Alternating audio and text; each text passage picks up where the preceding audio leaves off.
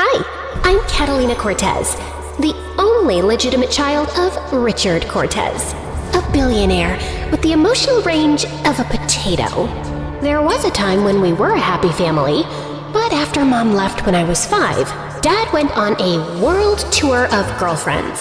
Some standouts are a Spanish teacher, an Indian yoga influencer, a K-drama actress, and a Russian pop star. His most recent one had gotten pregnant, and since he'd recently announced he was running for mayor, he needed to keep everything hush-hush. And by hush-hush, I mean paying her enough to keep her quiet. So yeah, while Dad was always busy throwing money at me and all of his other problems, I got all the attention I wanted at school. Catalina, we saved you a seat! Oh my god, girl, your outfit is everything. But I wasn't stupid. I knew people loved having me around for the perks. VIP party invites, entry to the best clubs, Instagram clout. But none of them were actually my friends. The only real friend I had was Mike. He was my neighbor, and since he was a couple of years older, he took it upon himself to be my life coach. If you know people are hanging out with you just to ask favors, why are you friends with them? Because I'm 18 and I need company? And you're one to talk. Remember how you straightened your hair every day just because Brittany liked it? You looked like a malnourished raccoon. And I don't want you making the same mistakes I did. Be better. But it was my last summer break of high school, and I did not want to spend it alone. So I impulsively invited my entire class to a Billie Eilish concert happening that weekend. But the tickets were all sold out. So of course, I knew what I had to do. Dad, it's an emergency. Billy's having a concert, and I need... Catalina, we're in the middle of a meeting. You can wait outside, and I'll be right... But I'd already zoned out, because my eyes were glued to the most gorgeous boy ever. Dark, slightly messy hair, sleeves rolled up showing his veiny arms, jawline sharp enough to cut diamonds. Perfection. Mr. Cortez, if this isn't a good time... Oh, please, don't stop on my account. I'm Catalina, by the way. You know, the Cortez heiress. Vogue teen cover last month. 12 million followers. You must have seen my TikTok series, Rich Girl Problems. It's been trending this past week. My bad. I must have missed it while reading something... meaningful. Now, Mr. Cortez, if we could return to discussing the initiative for underprivileged schools... And he went back to his presentation, ignoring me like I was a housefly. Usually I'd throw some kind of tantrum for attention. But for once, I sat my butt down and listened. His name was Adrian Carter, and he was pitching a tech-based education platform for low-income schools. Custom tablets, AI tutoring, skill-building modules. It all sounded pretty cool. The idea is impressive, Carter. As you may know, I'm running for mayor this year, and something like this could really benefit the campaign and the community. So, if you can give me a number, we can talk about ownership. Respectfully, sir, I'm not looking to sell. I worked hard to build this from the ground up. Now I'm finally ready to scale it. So I'm looking for an investor who believes in my mission, not a buyout. This means more to me than a few zeros in my account. That was the first time I'd ever heard somebody say no to Dad, and no to money. I was super curious about Adrian, so I stalked him online that night. Orphaned at 12, MIT graduate on full scholarship, and a self-made tech CEO before 23? He was quite the guy. And super fit too. So early the next morning, I went straight to the park where he jogged every day. Oh, hi there! Miss Cortez, what are you doing here? Jogging, of course. And please, call me Catalina. Miss Cortez sounds like I'm about to sell you essential oils. Do you come here often? Yes, but I've never seen you here before. Oh, that's because I run really fast. Like, blink and you miss it fast. I can show you. I started sprinting across the field, only to trip over a root 10 seconds in. Adrian ran over to help me. Looks like you might have a sprained ankle. Can you walk? Depends. Would you carry me if I can't? What? I'm joking. Although I think I am a bit dizzy. Would you mind grabbing some breakfast with me? Also, you know, I'm very persuasive. I bet I can convince Daddy to invest in your project. Thanks, but I don't need any favors. I'll book you a cab. I'm running late for something important. The more he ignored me, the more I wanted his attention. So I pulled a few strings and ended up crashing his charity gala. But but he was so busy with the guests, he barely looked my way. Then I casually showed up at his favorite coffee spot, but he just grabbed his latte and bolted before I could even say hi. I even went to his office once, but his secretary told me he wasn't around. Liar. Ugh, he hates me, Mike. No, worse. He's repelled by me. Yeah, totally weird he doesn't like stalkers. Why are you so obsessed with this guy anyway? I wouldn't say obsessed. It's just that he doesn't care my name is Cortez. He's definitely not scared of my dad. And he wants to change the world. He's different, you know? Are you even listening to me? Who are you texting? Sorry. Daddy issues. You're talking to your dad? What's going on? You've been really distracted lately. It's nothing. Look, Adrian is a self-made guy, and you need to show him that you're more than just Daddy's spoiled little princess. That's when it hit me like a pair of Louboutins in the face. Daddy! Daddy's turning 50 next weekend, Mike! Okay, and? Every year on his birthday, he picks up one passion project to fund. What if this year, I pitch an education foundation for kids who can't afford school? That'll impress Adrian. Fantastic idea. Except you know nothing about education, or kids, or foundations. Please. How hard can it be figuring that out? Turns out, a lot. I had to go through government policy websites, read reports, and understand things like grants. Mike helped, of course. And by the end of the week, I had a fully fleshed out plan, which I presented on Dad's birthday. And everyone was impressed by how solid it looked, including Adrian. That was impressive. I didn't think you'd be that passionate about children's education. What? Of course I love children and education. Everyone needs school, right? You don't want to turn out stupid. Anyway, want to dance? But just as our hands touched, Dad's chauffeur walked in carrying a huge box. He gave it to me along with a note. To the elites who take an act without thinking, here's something you can't ignore. This child is your responsibility now. Huh? I lifted the lid and, oh my god, it's a baby! The room exploded with gasps and camera flashes. Dad was immediately on the phone, talking furiously to someone, and I handed the baby to the nearest staff member and walked over to Adrian. Wow, that was unexpected. Anyway, where were we? Aren't you gonna address the fact that there's an abandoned baby in the middle of the room? Oh, don't worry about that. It's probably one of Dad's exes trying to get attention. The lawyers will take it away and handle it. Are you serious? You talk about helping kids, and then a real child shows up and your first instinct is to hand him off like some lost package? What else am I supposed to do? Anything's better than dumping him on your lawyers who will eventually just dump him at an orphanage. You wouldn't know how it feels to grow up thinking no one wants you, but I've been that kid. Excuse me? I grew up without a mother too. Then how is it so easy for you to abandon a kid? Never develop something called empathy, I guess? I looked at the baby. Tiny, helpless, and something inside me just snapped. Fine then.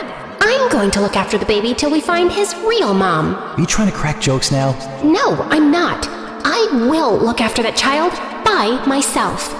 I know what it feels like to be left behind, and I wouldn't wish that on anyone, especially not a baby. But if I do this successfully, you'll publicly admit that you're just a judgmental buttface who was entirely wrong about me. Great, but when you fail, which you will, you'll admit how you're nothing but a shallow, entitled princess. And you'll move to a developing country for a year, without your money. Easy. Anything else? Yeah, I don't trust you to actually do the work. You'll probably hire someone and fake it, so you're moving into my house. I'm not a liar. Then it shouldn't be a problem. Fine, but I'm bringing my own bedding. And that's how I ended up in Adrian's penthouse. Dad, of course, hated the idea, but I made him see how this could work in our favor.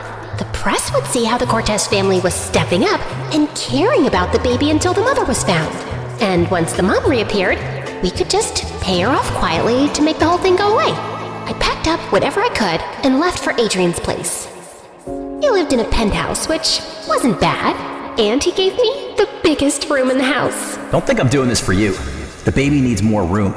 Now, I have a meeting tomorrow and I need to sleep. So 0 noise and 0 drama. Understood? Wait, you're not gonna help me?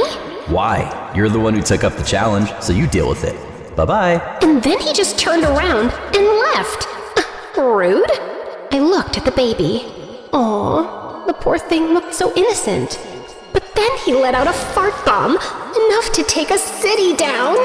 Oh no, oh no, you smell nasty. Ugh, this is literally the worst.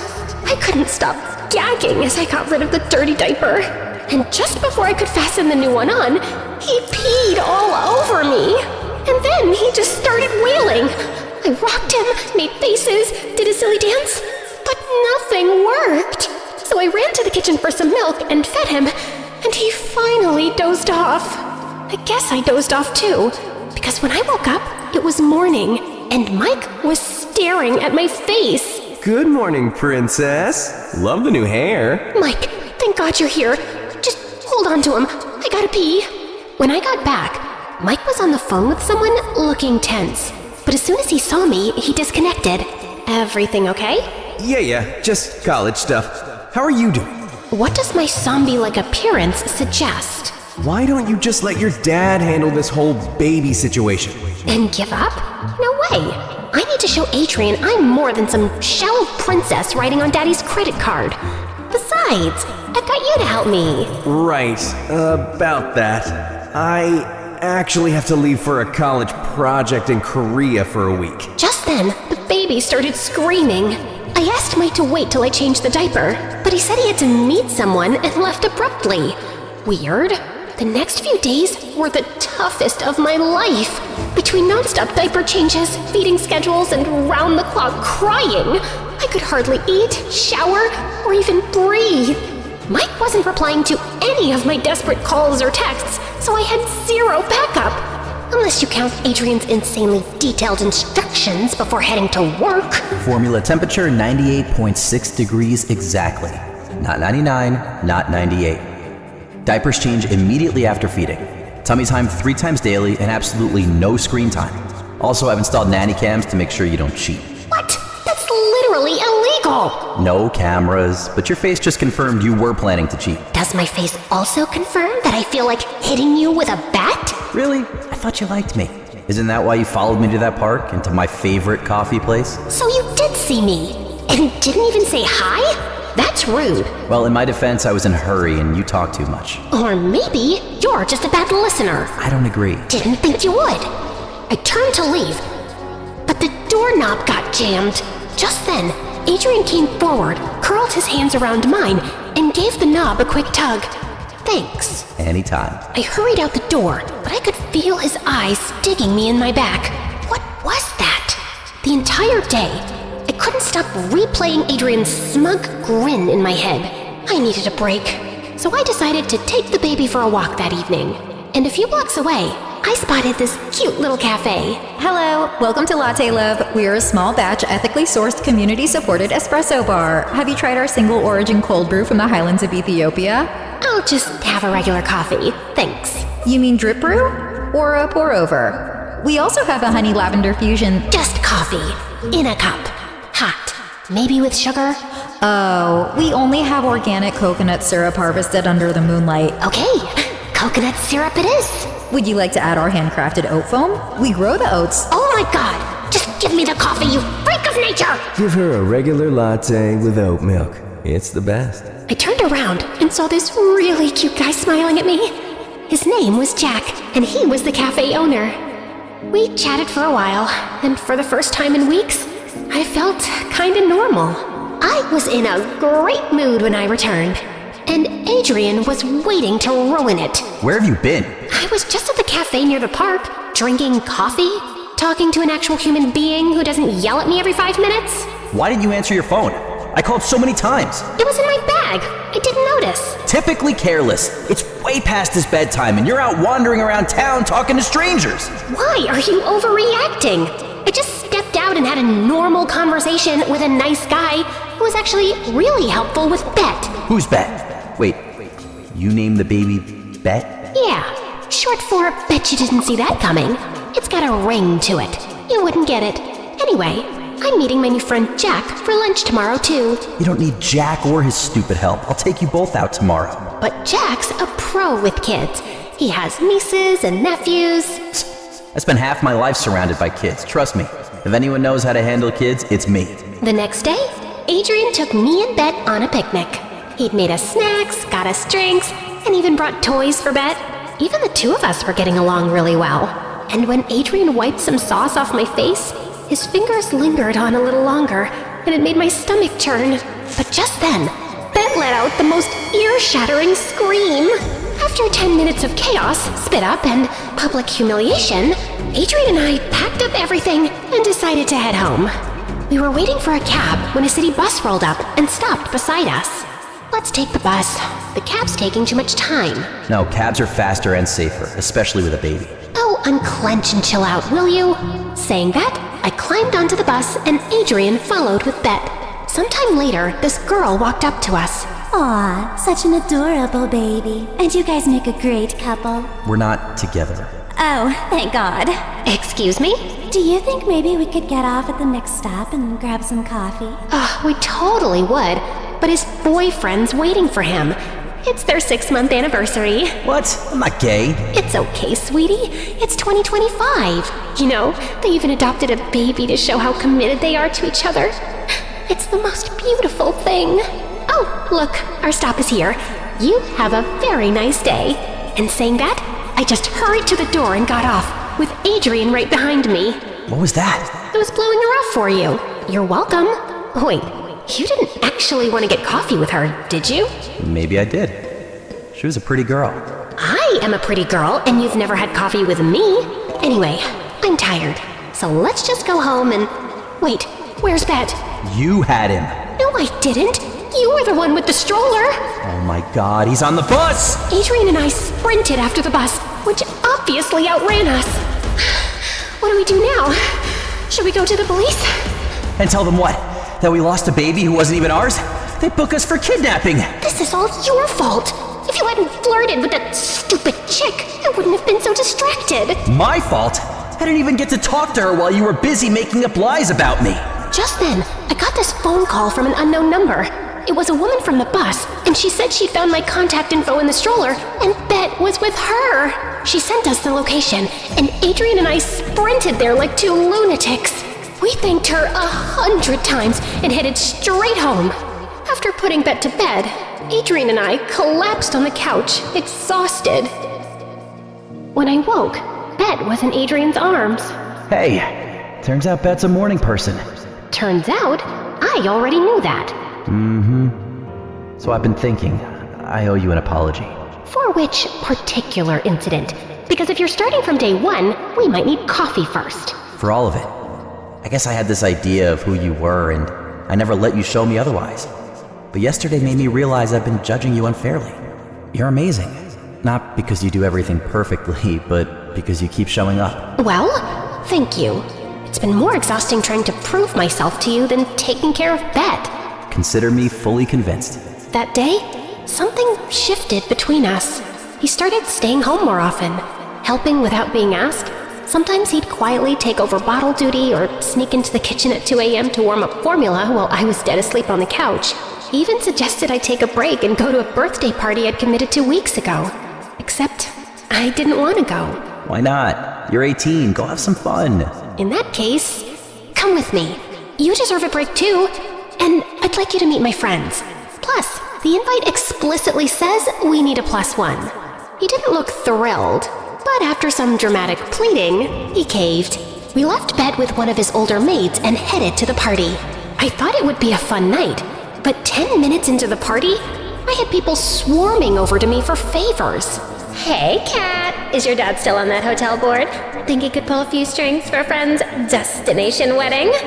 You're still tight with that influencer girl, right? You have to get her to tag my vintage page.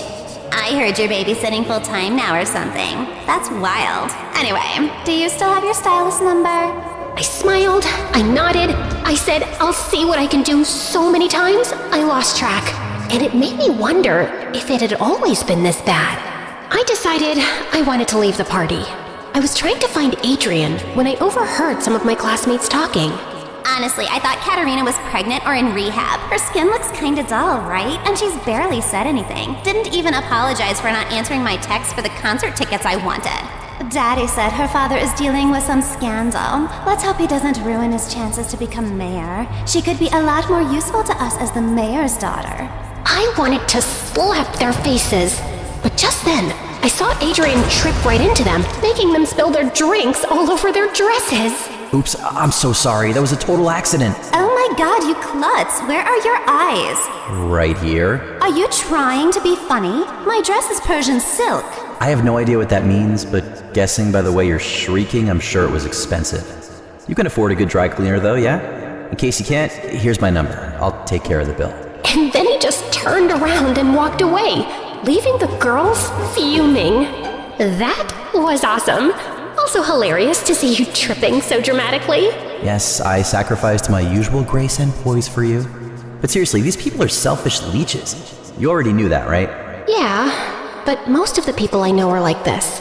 And I figured early on that getting people things they wanted made me popular. I sound like a really pathetic attention seeker, right? No, I get where you're coming from, but you deserve better. And you're in much better company now. Let's get out of here and grab some pizza. Sounds like a plan. Over the next few days, Adrian and I got closer. The more time we spent together, the more I liked and respected him. And I genuinely liked our quiet little life together. I certainly didn't miss my fake friends, and didn't even need as much retail therapy. But what scared me was that summer break was almost over, and Dad still hadn't located Bet's mom. I was beginning to feel really worried about what would happen to him if we never found her. Then suddenly, one evening I got a phone call. It was from a hospital, saying that Mike had been in an accident, and since his parents weren't answering, they'd contacted me. But he's in Korea. Are you sure you have the right person? Yes, ma'am. You're listed on his emergency contact list. When did he get back? And why didn't he tell me? I called Adrian, but he was stuck in a meeting. So I left Bet with one of the maids and rushed to the hospital to see Mike. I found him in the reception area, arguing with someone on the phone. Please, no, you can't tell them. Let me handle this my own way. What's going on? Mike looked startled, hung up, and hugged me. What's happening, Mike? When did you get back? Or you've never left and you've just been avoiding me? No, I came back last night. I was on my way to see you when I got hit by that stupid delivery bike. But I'm fine, and there's something I need to tell you. But before Mike could finish, I got a call from Adrian's maid. She said she was watching Bet when someone attacked her and took Bet away. I tried asking her more, but the maid was so shaken up she could barely speak. Mike and I rushed home, and I crashed through the door to find Adrian already there. We watched the security footage in horror. A woman in her 40s had walked in, pushed the maid, and left with Bet. Oh my god, this is my fault. I shouldn't have left Bet alone. What was I thinking? None of this is your fault. If anything, I should have tightened security around here. How could she just walk in like that? I'm going to the police. We'll sort this out. You don't need to do that. I know where Bet is. What? How could you possibly know that? Because he's my son. Excuse me? That's when Mike finally came clean. Bet's real name was Leo, and he was Mike's son with his college girlfriend, Amara. And the woman on the camera feed was Amara's mom. Amara and I dated a while ago. Then one day she told me she was pregnant. I knew if Dad found out, he'd lose it. So I told her I couldn't be part of the baby's life. She dropped out of college and left. But I did find out I'd had a son. So you knew all along that baby is your son? Watched me uproot my life and said nothing? I'm sorry. I didn't want you to hate me. And yet somehow, I want to punch your face. Catalina, I know you're angry, but let him finish. So tell me, why did Amara think it was a good idea to leave Leo at Catalina's place? That was her mom. Amara got a job overseas and left Leo in her care. But that woman is crazy. She kept calling, yelling at me, saying I was a terrible person. So I stopped picking up. I guess she wanted to teach me a lesson and decided to drop Leo at my place. But she messed up the address since Kat and I are neighbors. But why didn't she come talk to us? instead of taking Ben away like some kidnapper. She's been stalking me on social media because she found out I was in Korea and screamed at me on the phone, asking what I'd done with Leo. So I told her he was safe with you. Maybe she went to your place and found out you're currently staying with Adrian. I can't believe all this. I thought you were smart and wise, but I am so disappointed in you. Kat, I know you're angry, but right now we need to see if Leo's okay. Do you know where Amara's mom lives? Mike nodded, and 15 minutes later, we were standing outside a cramped apartment. We knocked, and the woman who opened the door looked at us with the most disgusted expression ever. What do you want, princess? I thought you'd be happy to be rid of the baby your friend dumped on you. And you probably dumped him on your maids. I thought I could teach Mike some responsibility, but if he can't take care of his own child, then fine. He doesn't deserve to be a part of Leo's life. I didn't dump Leo on anyone, and I care about him a lot. You certainly taught me something about being responsible and less selfish for a change, and I'm grateful for it. And we're here to let you know that, starting today, Mike will be stepping up. Financial support, parenting classes, regular visits, all of it. And if it's okay with you, I would like to pitch in too. What's the catch? No catch. We genuinely want to help.